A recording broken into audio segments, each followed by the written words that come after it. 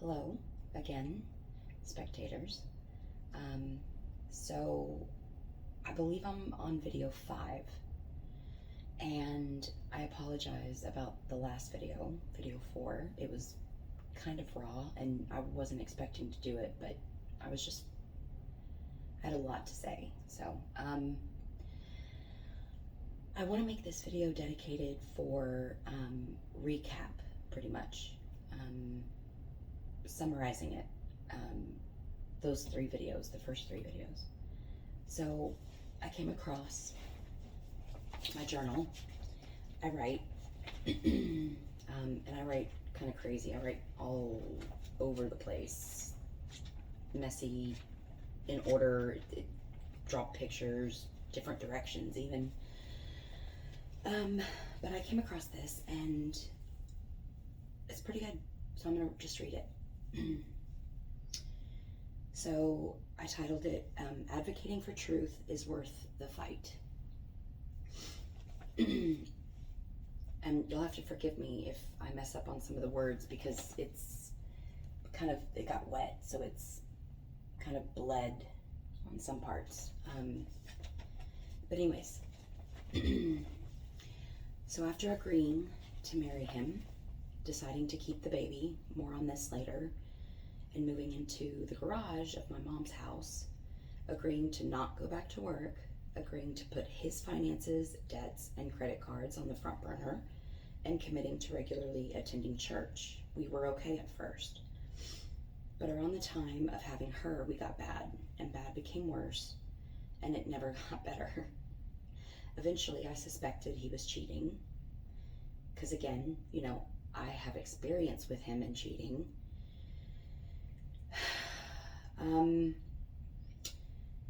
So I put a recorder in the car that we had just purchased for me. It was a term to me marrying him. I know it sounds shallow, but whatever. It is what it is. Brian started taking the car because I was hardly getting out with a newborn, and it got better gas mileage than the truck. Time had passed, and eventually I got the recorder back and went through almost 200 30-minute recordings. 7 of them were suspicious. He met up with Callie, who paid for a prostitute. I have their interview recorded as well, and the 3 of them fooled around inside the car and messed around for 3.5 hours, arriving at only 2 places before transferring their F-a-thon, is what I call it, to a truck as he was going to do a load. Throughout the entire 3.5 hours, the 3 of them managed to actively maintain whispers in order to communicate, and because Brian refused to admit any of it, he forced me to comb through the recordings and listen to the sexual activity in order to enhance it and expose him. As he continues to gaslight me, lie to me, and lie to others, while maintaining his BS cover of volunteering at church and his innocence. Mom sold the house, forcing me no other options but to move in with him. We moved in November, and after a domestic event, the first of many more, and it wasn't the first throughout our relationship, but it was when he pinned me up against the wall and punched a hole in it. Samara was there, was woken up during the event, and eventually, once again, became collateral damage within the domestic violence from him. Cops were called, he left, and I pressed charges. First time doing this. CPS gets involved, and since then, there have been 2 other domestic situations between he and I, both of which Samara was present. He lied to CPS about what happened that first initial night. Got extra controlling with the money, threatened to kick me out of the house multiple times, saying how fed up he is with the lies that I'm believing, and said he wants to let Satan have at me. Once kicking me out. Sorry, backing up. He said how fed up he is with the lies I'm believing, and he said he wants to let Satan have at me once kicking me out. Basically, go, Satan, have at her. That sounded really bad. I didn't realize it until I just read it out loud, so sorry. Forgive the last 15 seconds. Over the last 2 months, I have found a pair of yoga pants that I've never seen before, nor do they belong to anyone I know who had been here at the house, and I've asked. Also came to access the car and swap it with the truck one day because he continues to take it, which is not the agreement that we decided would happen, since the car is safer, gets better gas mileage, and not to mention it was the only vehicle with working AC and heat. We agreed that whoever had her had the car. I had her have her during the week and it during the week. He has her and the car during the weekend. On this day in particular, it was one of the coldest days I've ever experienced here in Texas. And I had some errands to run, so after dropping her off, I had to run errands. So I called him, and he basically told me to piss off. And hung up on me. So because I knew where the car was, I helped myself to swapping out the vehicles. Got into the driver's side of the car and noticed that the seat setting was not his setting. I would know, since we routinely swapped vehicles week after week. And at one point, I always had, week after week, at every time having to adjust the seat, mirrors, etc. That day, I noticed I didn't have to adjust anything. Someone my height or close to was driving the car, which explains why he didn't want me to get the car in the first place.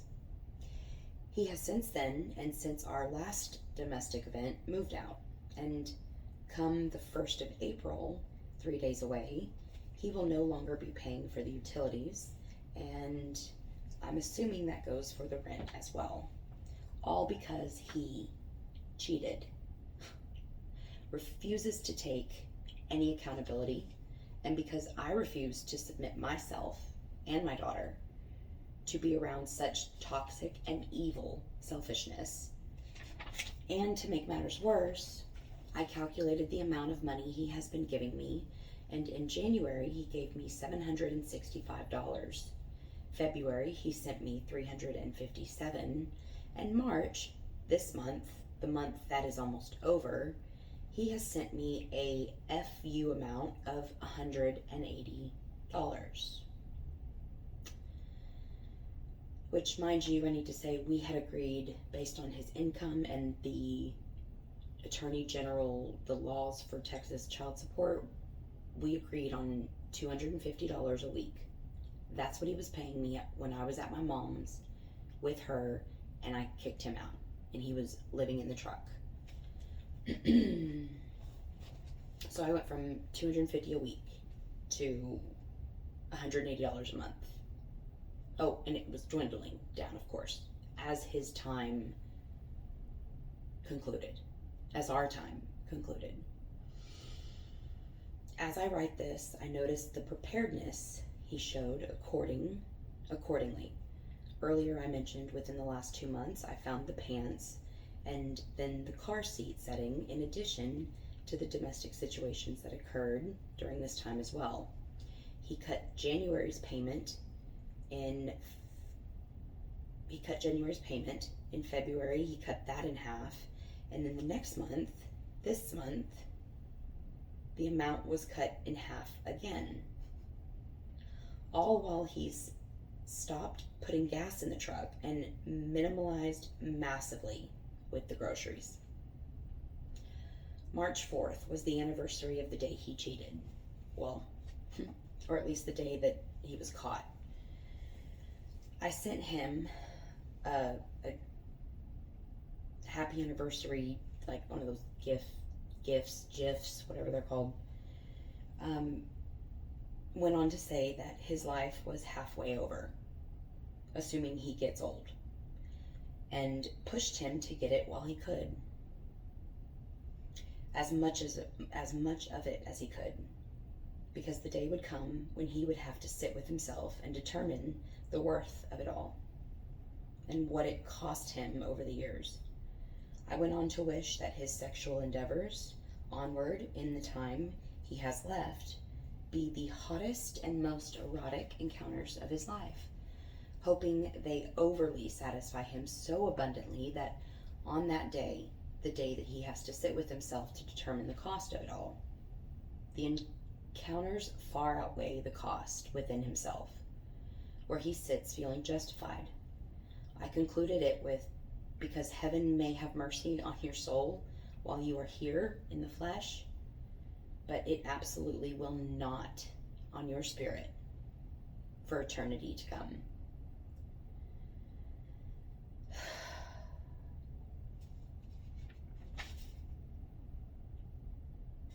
So that is pretty much those 3 videos summed up. I think those 3 videos, added some extra detail that this didn't have, because this was before I made the video. But again, I just wanted to dedicate this to being a recap based on my journal. All right, guys. It's late, so I'm going to bed.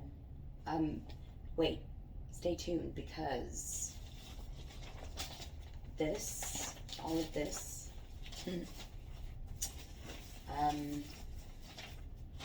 this is good stuff. So, let me go to I have recorded time events and journeys that he took according to GPS, or his Google Maps history. Before I found the recording, like right before I found the recording, there was almost $900 unaccounted for that he had taken out of the account in cash. No idea what he did with that during those 4 months. And then we'll go over that again in detail. This one's priceless, which is the 15 crisis sociopaths create. That's from another video, someone that I follow. And I have his debit and credit card statements that I have combed through, color coordinated with a key, and it's several pages long. Well, actually that one's just 3, but anyways.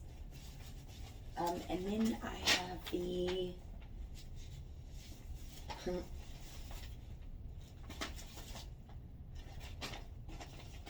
day that he cheated, where he went according to his Google Maps, how long it took him, how far away it is, and then of course how long and how far it actually should have taken him. So all of that is coming up in the next video. Thank you guys so much for tuning in and being patient with me. I know that I have absolutely no idea what I'm doing when it comes to making videos and posting them. I feel kind of weird doing it, but I really am hoping to hear from someone who has been through a similar scenario or worse, because like I said, I don't think it gets worse than this. I'm also hoping that it helps somehow. All right, you guys, stay tuned. Good stuff coming up next, and I'll see y'all next time.